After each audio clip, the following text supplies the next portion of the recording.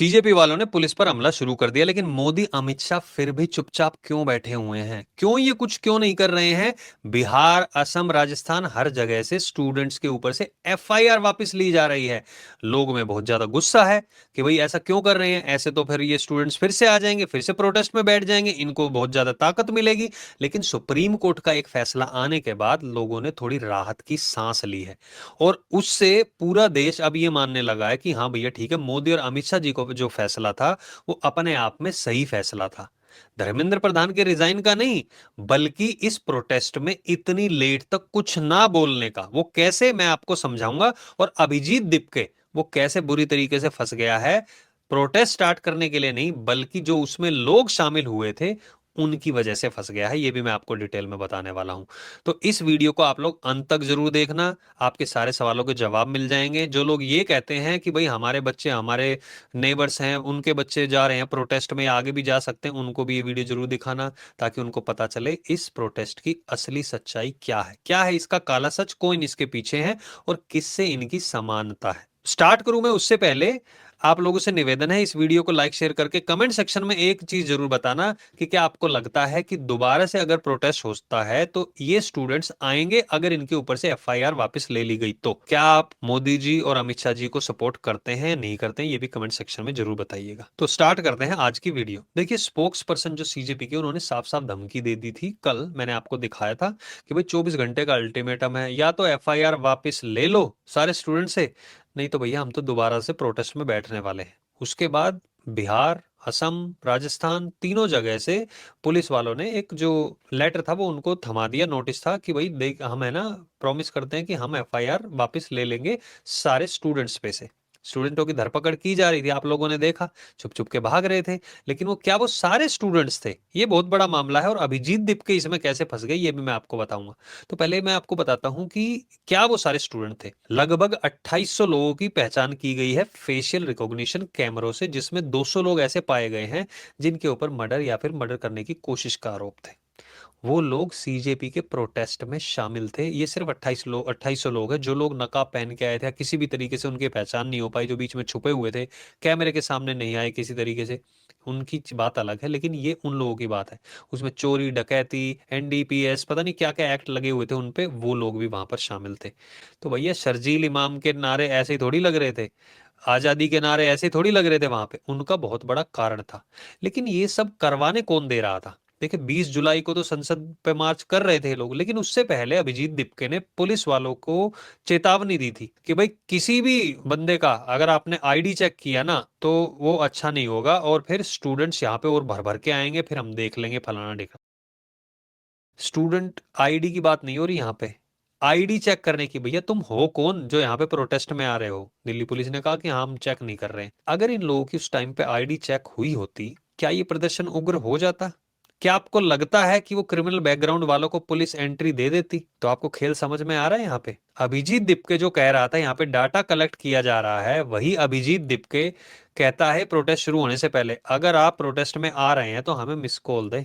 Data वहां collect नहीं हो रहा था, वहां से डाटा कलेक्ट करके मोबिलाइज करके लोगों को कैसे ग्रुपों में यहाँ पे लाया गया है, किसने उनके जो ट्रेन का खर्चा, कुछ लोग तो फ्लाइट से भी आए हैं भाई, फ्लाइट से, ट्रेन से, बसों से जो लोग आए हैं, वो खर्चा किसने उठाया है, वो भी चीजें सामने आएंगी, सारे भेद खुलेंगे, आप टेंशन ना लो। लेकिन अगर वो क्रिमिनल जो पकड़े गए हैं या जो पकड़े जाने हैं उन्होंने भेद खोल दिया कि भाई हमें किसने बुलाया था, किसने बोला था, अगर गलती से उन्होंने सीजेपी वाले किसी भी लीडर का नाम ले दिया तो वो फंस जाएंगे। तो यहाँ पे अभिजीत दीपके छुपा हुआ फिर रहा है, कह रहा है मुझे टाइफाइड हुआ। एक दिन कहता है सुबह मुझे टाइफाइड हुआ, शाम के 8 बजे वहां मस्ती में फुल जोश से डांस कर रहा है। क्या कह रहा है कि भाई हम सेलिब्रेट कर रहे हैं धर्मेंद्र प्रधान की रेजिग्नेशन का और सीजेपी की जो स्टूडेंट्स की जीत का। जो स्टूडेंट्स ने आत्महत्या की थी 21 ने, उनके पेरेंट्स से एक बार भी जाके तुम मिले? क्या उनके पेरेंट्स को मुआवजा मिल गया अभी? नहीं, कुछ भी नहीं हुआ। इनकी पर्सनल जीत थी कि बस उसका रेजिग्नेशन हो गया अकाउंटेबिलिटी के नाम पर। अच्छा, अकाउंटेबिलिटी के नाम पर भाई, राजस्थान का एक एक्स एजुकेशन मिनिस्टर आया था, उसने कहा कि हमें ना यहाँ पे स्टूडेंट को सपोर्ट करने आए हैं और धर्मेंद्र प्रधान को इस्तीफा देना चाहिए। एक पुरानी वीडियो हाथ लग गई उसमें। ये जब एजुकेशन मिनिस्टर थे तो राजस्थान में तो बहुत पेपर लीक हुए, आप लोगों को पता ही है। इन्हीं के टाइम पे 14 पेपर लीक हुए थे, वर्ल्ड रिकॉर्ड बना दिया था भाई अगले ने। और ये जब इसे पूछा गया कि भाई आप रेजिग्नेशन क्यों नहीं देते, वो कहता मेरा इससे क्या लेना देना भाई पेपर लीक का, मैं तो एजुकेशन मिनिस्टर हूँ, मैं वहां पे जाके कोई पेपर थोड़ी देख रहा हूँ। वही बंदा आया था देश के एजुकेशन मिनिस्टर का इस्तीफा मांगने के लिए। लेकिन इन लोगों को मोबिलाइज कौन कर रहा था, क्यों आ रहे थे ये लोग, और अब सीजेपी वाले ये क्यों कह रहे हैं कि भाई एफआईआर लोगों पे से वापस ली जानी चाहिए। 2700 जो 2800 जो लोग थे उन पे से एफआईआर वापस नहीं ली जाएगी। Let me make it very clear, 5 दिन से मैं आपको बता रहा हूँ, अभी फिर से बता देता हूँ, उनकी एफआईआर वापस नहीं ली जाएगी। और वो इसलिए नहीं ली जाएगी, अगर उनकी एफआईआर वापस ले ली उन पे से, अगला जो प्रोटेस्ट होगा ना भाई, उसमें तो आप नेपाल और बांग्लादेश को भूल जाएंगे, ऐसा हाल कर देंगे ये लोग यहाँ पे भारत में। और फिर अगर फोर्स का इस्तेमाल करता है तो पूरा भारत जल उठेगा। ये इनकी कोशिश है, जो ये क्रिमिनल बैकग्राउंड वाले लोग यहाँ पे आते हैं। इसलिए पुलिस बहुत आराम से, ध्यान से, शांति से चल रही है। अब मोदी और अमित शाह जी इसके कुछ क्यों नहीं कह रहे, मैं आपको एक बात बताता हूँ। देखो, केजरीवाल की सरकार थी दिल्ली में 2020 में, 70 सीटों में से 62 सीटें मिली थी भाई, 62 सीटें मिली, उसमें 38 जो इनके एमएलए थे उन पे क्रिमिनल केस थे और डिक्लेयर किए गए थे। यानी कि लगभग 61% इनके जो एमएलए थे उनका क्रिमिनल बैकग्राउंड था, क्रिमिनल केस था उनके ऊपर। मेजोरिटी होती है 50 से ऊपर की, 61% इनके वो लोग थे जो क्रिमिनल बैकग्राउंड से थे। समझ में आ रहा कुछ आप लोगों को? मैं ये नहीं कह रहा कि वो जो लोग आए थे, क्रिमिनल आए थे, वो इन्हीं इन्हीं के एमएलए वाले थे। समानता समझ में आ रही है आपको यहाँ पे कुछ? केजरीवाल अब ये कह रहे हैं कि भाई अगर और स्टूडेंटों पे केस होता है ना, पुलिस तो ये कह रही है कि इस स्टूडेंट ने पत्थर मारा, उस स्टूडेंट ने पत्थर मारा, ऐसे तो किसी पे भी केस कर देगी। उन्होंने तो भैया बचाव में मारा था स्टूडेंट्सों ने, उन पे केस नहीं होने चाहिए। और पुलिस निष्पक्ष जांच नहीं करती है तो हम कैसे मान ले कि पुलिस सही बात करेगी? यानी कि ये जो लोग कह रहे हैं वो सही है। देखो, केजरीवाल की जब सरकार थी ना तो वहां पे इन्होंने बहुत सारे केस ऐसे थे, जैसे अमानतुल्लाह खान, उसके ऊपर तो भैया उसकी सिस्टर इन लोगों के साथ छेड़खानी, सेक्सुअल अब्यूज के, अभी उसने शिकायत की थी। मनी लॉन्ड्रिंग का पता नहीं उस पर तो कितने कितने केस थे। तो हर बार आम आदमी पार्टी आती थी, कहती हमने इंटरनल जांच कर ली है और बिल्कुल इनोसेंट है, कट्टर ईमानदार है। ओके, सत्येंद्र जैन का मनी लॉन्ड्रिंग में नाम, कर कट्टर ईमानदार है, हमने इंटरनल जांच कर ली।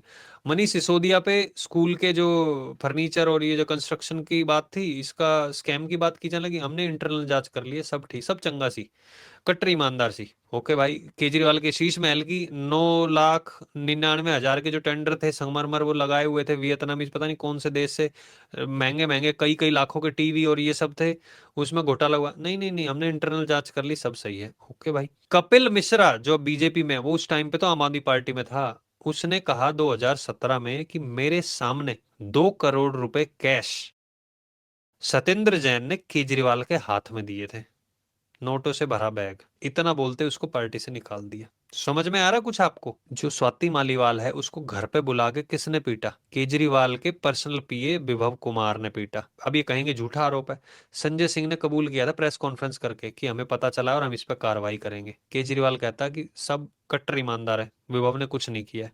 केजरीवाल ये कहता है, केजरीवाल जो कहता है कि हमने सब इंक्वायरी कर ली, हम ही सही हैं, सीजेपी वाले स्पोक्स पर्सन भी वही कह रहे हैं। लेकिन सुप्रीम कोर्ट ने क्या फैसला लिया, देखिए, अगर इन लोगों के ऊपर केस नहीं होता है ना, जो क्रिमिनल बैकग्राउंड वाले लोग हैं, तो ये दोबारा प्रोटेस्ट में जरूर आएंगे। तो सुप्रीम कोर्ट ने कहा कि जिन जो जो जिनका बैकग्राउंड है उन लोगों पर से केस वापस नहीं लिया जाएगा।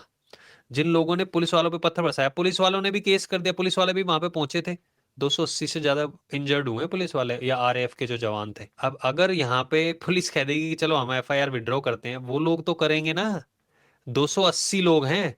अब वो जो 280 लोग करेंगे तो जिनको ये बचा रहे हैं, तो सीधे सीधा मामला कोर्ट में जाएगा। तो पुलिस को बोल नहीं सकते कि तुम विड्रॉ करो, कैसे बोलेंगे, क्योंकि वो तो पर्सनल एफआईआर हो गई। तो अब सरकार को पता है कैसे काम करना है, लेकिन सरकार अभी खुले में नहीं तीर चला रही है। जो अमित शाह और मोदी जी, उनको पता है कि अभी चल रहा है मानसून सेशन, उसमें उनको बिल पास करवाने हैं, सबसे इंपॉर्टेंट है एफसीआर है। लेकिन अभी जो ये नीट के पेपर से रिलेटेड चीटिंग का जो बिल आया है इसके ऊपर, उसको सारी ओपोजिशन अपोज कर रही है।